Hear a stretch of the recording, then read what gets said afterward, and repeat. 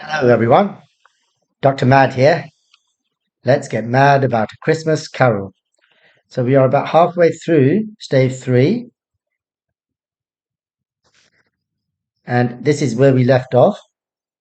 So I read through this in the last video, so I'm going to just explain it now. So Scrooge says, "What place is this?"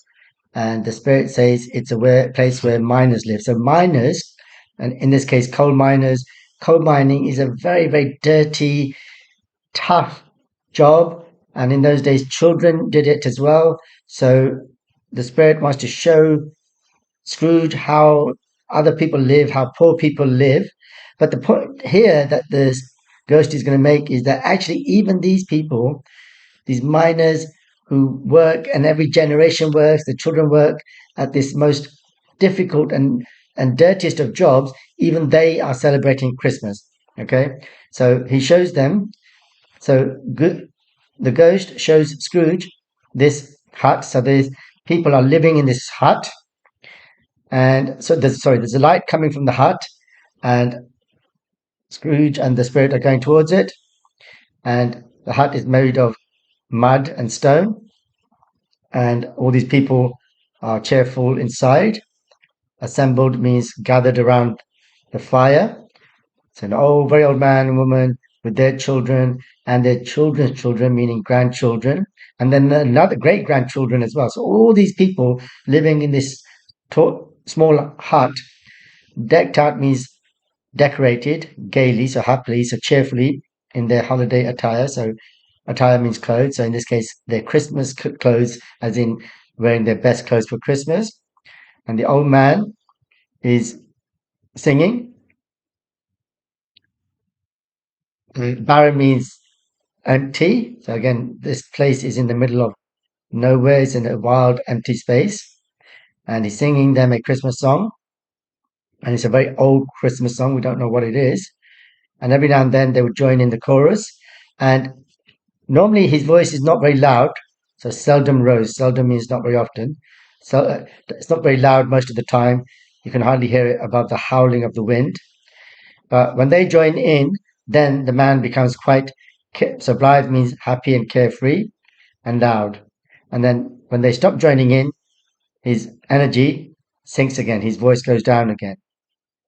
So that's just a quick scene, just to show Scrooge that despite their poverty, despite their hard life, they are still celebrating Christmas and singing.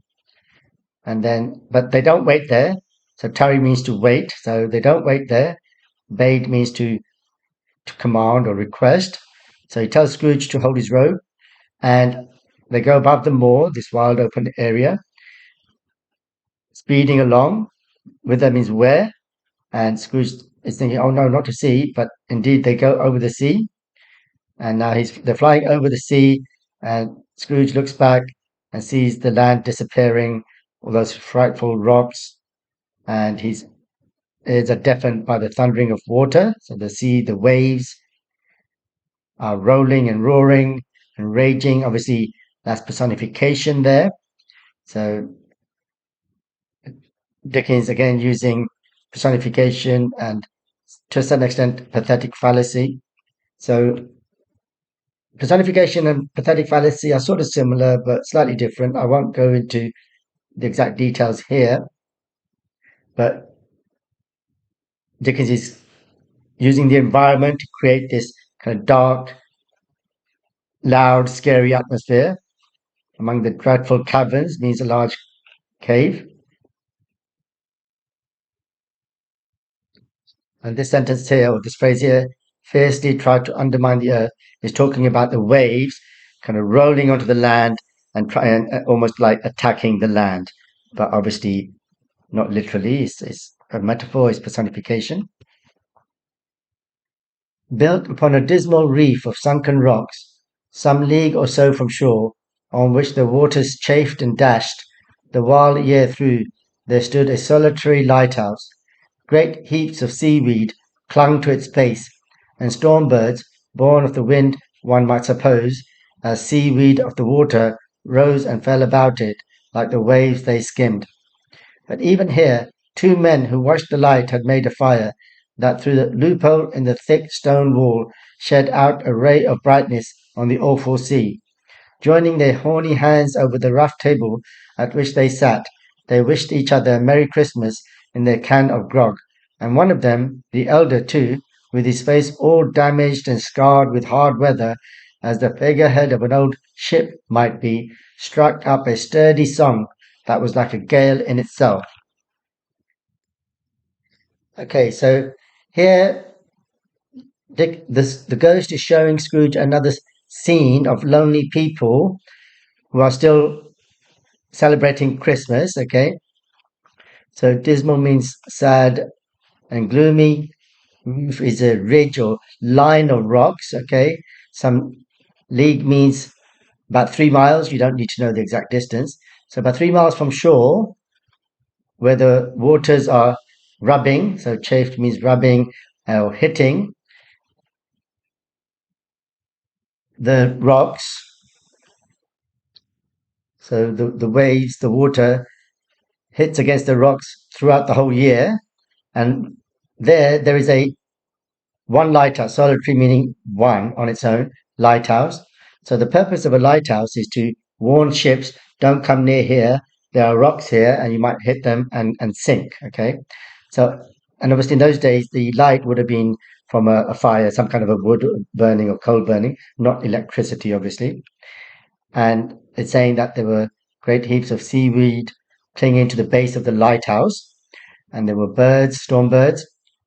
I mean, this is just poetic language. Dickens saying that these birds seem to have come out of the wind in the same way that seaweed seems to come out of the water. And these birds are rising and falling in the same way that the waves are rising and falling. But even here, so even in this lonely place, two men are watching the light. So this light here is the light in the lighthouse, okay, which is, and it's their job to make sure that fire doesn't go out so that it can warn the ships. But they've made their own little fire to warm themselves. And even that fire, small fire, is sending out a little bit of light onto the sea.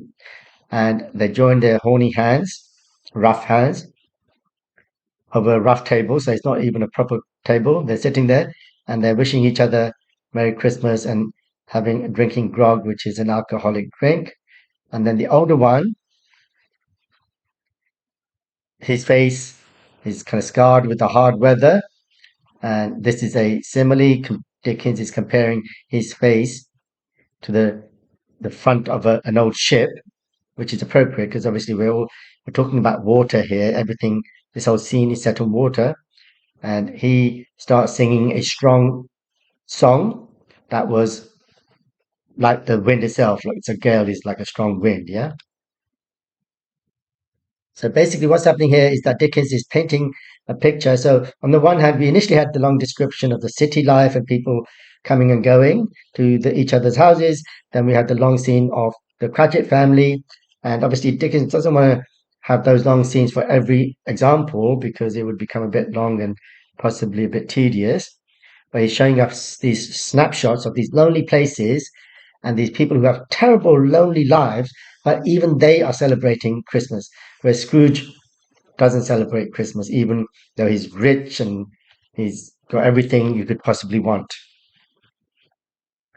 Again, the ghost sped on above the black and heaving sea, on, until being far away, as he told Scrooge, from any shore they lighted on a ship. They stood beside the helmsman at the wheel, the lookout in the bow, the officers who had the watch, dark, ghostly figures in their several stations, but every man among them hummed a Christmas tune, or had a Christmas thought, or spoke below his breath to his companion of some bygone Christmas day with homeward hopes belonging to it. And every man on board, waking or sleeping, good or bad, had had a kinder word for another on that day than on any day in the year, and had shared to some extent in its festivities, and had remembered those he cared for at a distance, and had known that they delighted to remember him. And now the ghost wants to show him yet another scene. So they speed on across the sea and until they get to a ship. Okay, so obviously a ship in the middle of nowhere. So this would have been some kind of a trading ship, okay, not a holiday ship.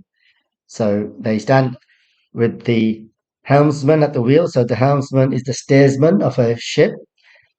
The lookout in the bow. The bow is the front of the ship. So the lookout would be somebody who looks out to make sure there's nothing dangerous in front.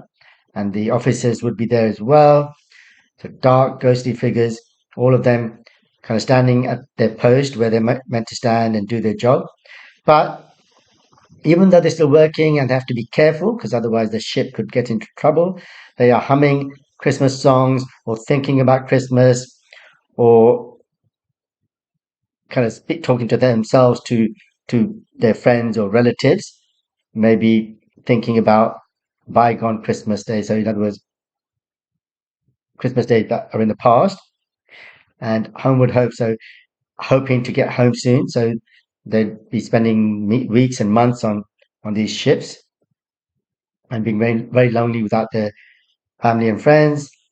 But every person on board, Dickens is saying, has had a kind word for each other more so than any other day. I mean, obviously, we should be good to each other all the time, but Dickens is saying that on Christmas Day, especially or Christmas time, we should make an extra effort. And all of them had celebrated Christmas to some extent, and had remembered people far away who are not there with them at the moment, and also thinking about the fact that those people will be thinking about them and being happy about that.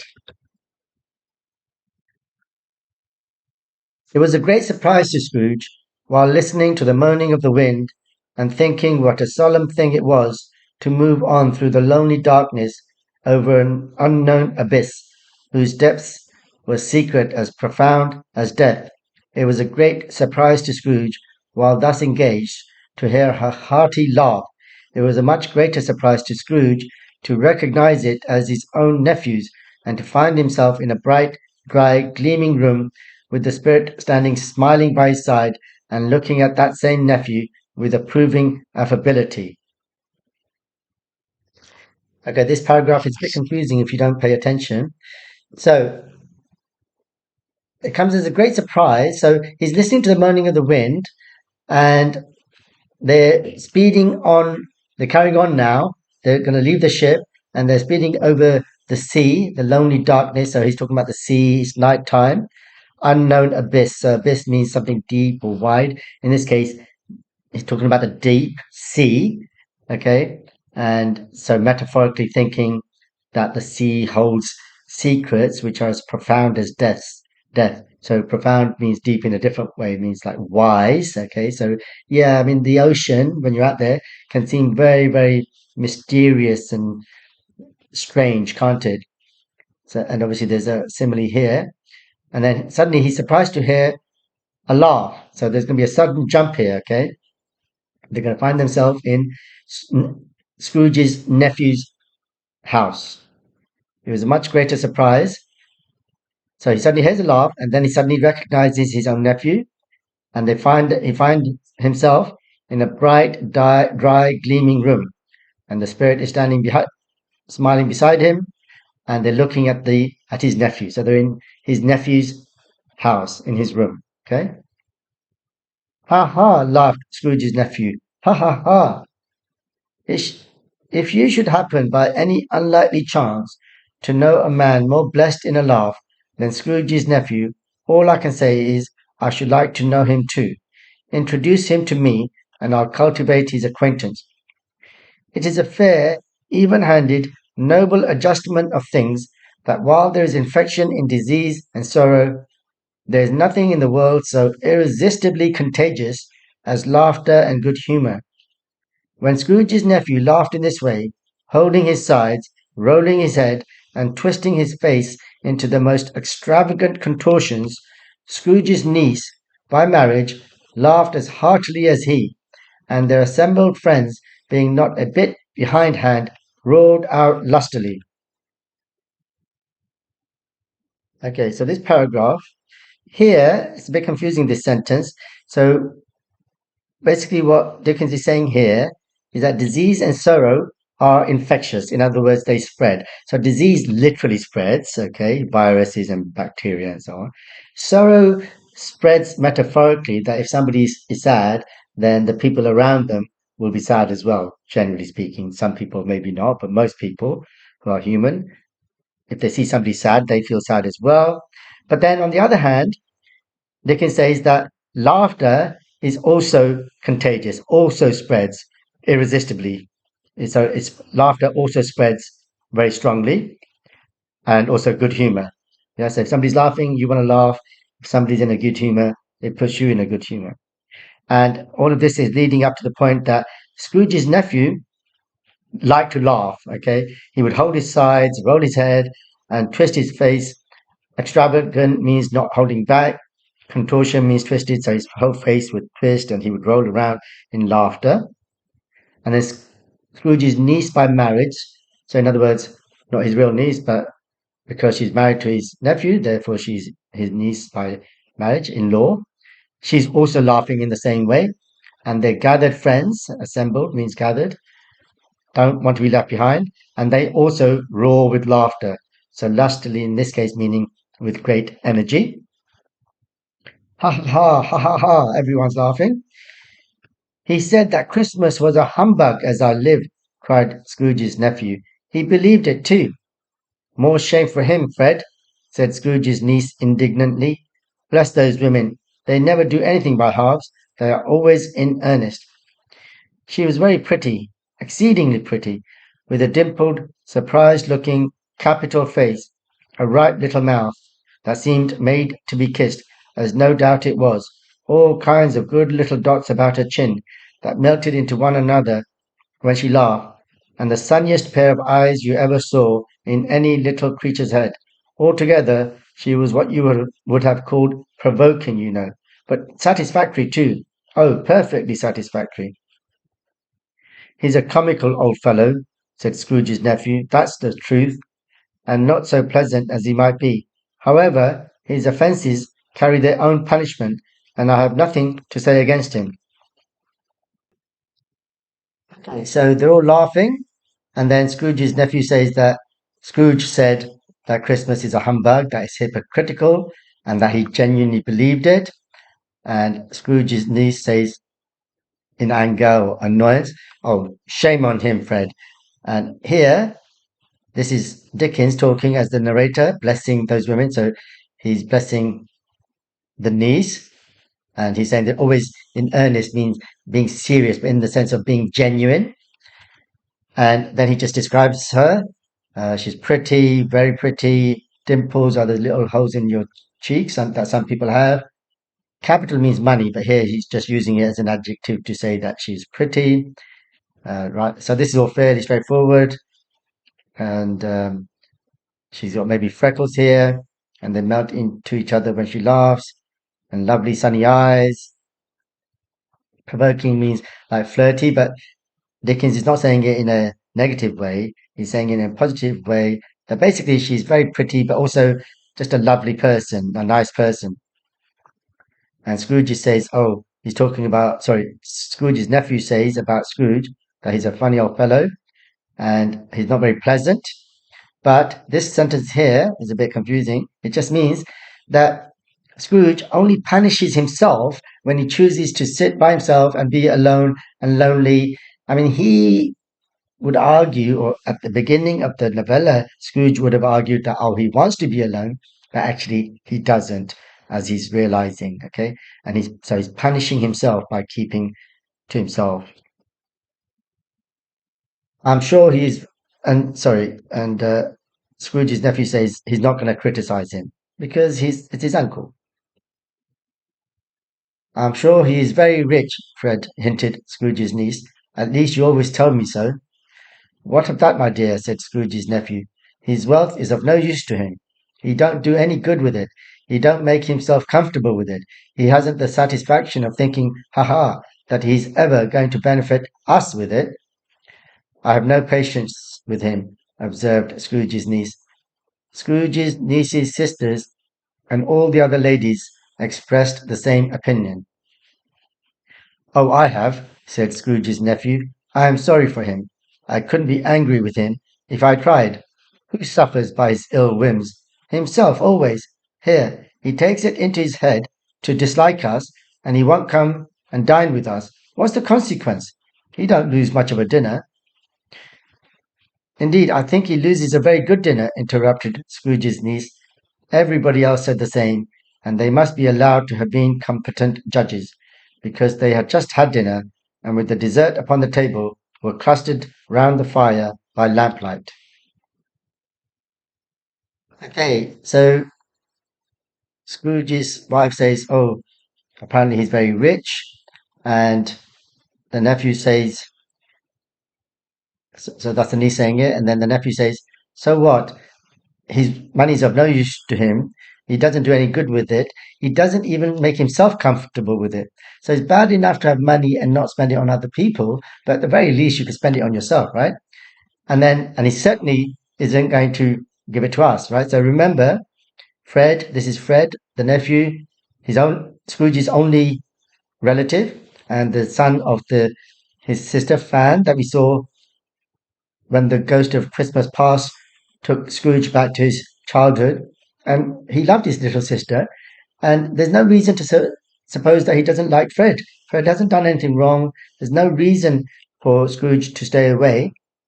He has just chosen to cut himself off for various reasons, which obviously are now becoming clear. And the niece says, I have no patience with him, and all the other ladies say the same thing. But the nephew says, Oh, I have. I'm sorry for him. I can't be angry with him. And here, so Dickens sometimes uses an exclamation mark to indicate a rhetorical question. So this is really a rhetorical question. Who suffers by his ill whims? We know that because then the nephew answers it himself always. So Scrooge is just punishing himself by keeping alone. And he says, he decides he doesn't like us and doesn't want to come and have dinner with us. What's the consequence? What's the result? I mean, this line here, he don't lose much of a dinner. It's a bit confusing. He could be referring to the dinner that they're having, the nephew, or and maybe it's not a rich dinner because they're not rich, or he could be referring to the fact that Scrooge's dinner won't be very good either because he doesn't like to spend money. But the real point is that the nephew's saying it's not about the dinner, it's not about the food, it's about the company. Okay, and the niece says, "Oh, actually, I think he's missing a very good dinner." So she's interpreting his words to mean the dinner that they've just had, the nephew and the niece and their friends and so on. And they all agree. And this is just Dickens being poetic here. Competent means skillful. So they've just had the judge, they've just had their dinner, and they're all very happy with it. And now the dessert, the pudding is there as well. And they all gathered around, so clustered around by lamplight. Well, I'm very glad to hear it, said Scrooge's nephew, because I haven't great faith in these young housekeepers. What do you say, Topper? Topper had clearly got his eye upon one of Scrooge's niece's sisters, for he answered that a bachelor was a wretched outcast who had no right to express an opinion on the subject, whereat Scrooge's niece's sister, the plump one with the lace tucker, not the one with the roses, blushed. Do go on, Fred, said Scrooge's niece, clapping her hands. He never finishes what he begins to say. He's such a ridiculous fellow. Scrooge's nephew revelled in another laugh, and as it was impossible to keep the infection off, though the plump sister tried hard to do it with aromatic vinegar, his example was unanimously followed. Okay, so here we can see that nephew was talking about the dinner they've just had, and this whole scene now is just meant to be a bit of humor. Okay, again, Dickens is just painting a picture of happy families and friends together, and he's jokingly saying, "Oh, I'm not sure about these young housekeepers," but that could be referring to whoever's cooked the meal, basically. Okay, and then Topper, we don't know who Topper is, but basically he's a friend of Fred's, and he likes Scrooge's niece's one of the sisters, okay, and he says, "Oh, a bachelor is somebody who's not married. Wretched means miserable. Outcast means rejected." But he's being funny, so he obviously likes the sister, but they're not married yet. And in those days, obviously, you weren't really allowed to go out properly or do anything until you were married. So he's miserable because he wants to marry her, but they're not yet married. So he's just being funny by saying, "Oh, I'm not allowed to say anything." Where that means at this point, the sister, the slightly fat one, plump means slightly fat, with the lace tucker, she blushes. So obviously, she's likes him as well. So tucker was a piece of cloth that you wore, women would wear in the front. So if the dress was a bit low cut, then they would wear tucker as for modesty to cover it up. So remember, this is the Victorian era. People were supposed to be very modest, and lace is like a delicate material. And Dickens is saying, so that sister, the plump one, not the one with the roses. And this is a bit confusing. It could be that the sister is holding some roses, or that her lace tucker has is decorated with roses. Anyway, the sister that he likes, she blushes, and then the niece says, "Go on, Fred, you never finish what you start." And so she's talking about her husband here, but just as fun. So you can see they're very happy together, very much in love, and they can easily make fun of each other without taking offense. And then revel means to enjoy, so he just laughs at that, at what his wife has just said. And and this infection, so here Dickens is referring back to what he was saying, that laughter is infectious. So everybody else follows, unanimously followed. So unanimous means everybody, so they all follow. But here Dickens again makes a bit of joke, saying that the plump sister tries to stop him from laughing by spraying the air with aromatic vinegar. So aromatic means nice smelling, but she's probably just spraying it to make the room smell nice, right? But Dickens is just being a bit funny here. So yeah, don't worry too much about all this. It's just Dickens painting a picture of a happy family and friends gathered around on Christmas Day. Okay, so what I'll do is I'll stop there. We're almost finished. Hopefully, just one more video to finish Stave 3. So I'll just end on this slide. As always, if you found this video useful, please do subscribe and tell all your friends about it. And I'll see you in the next video, hopefully the last video for Stave 3.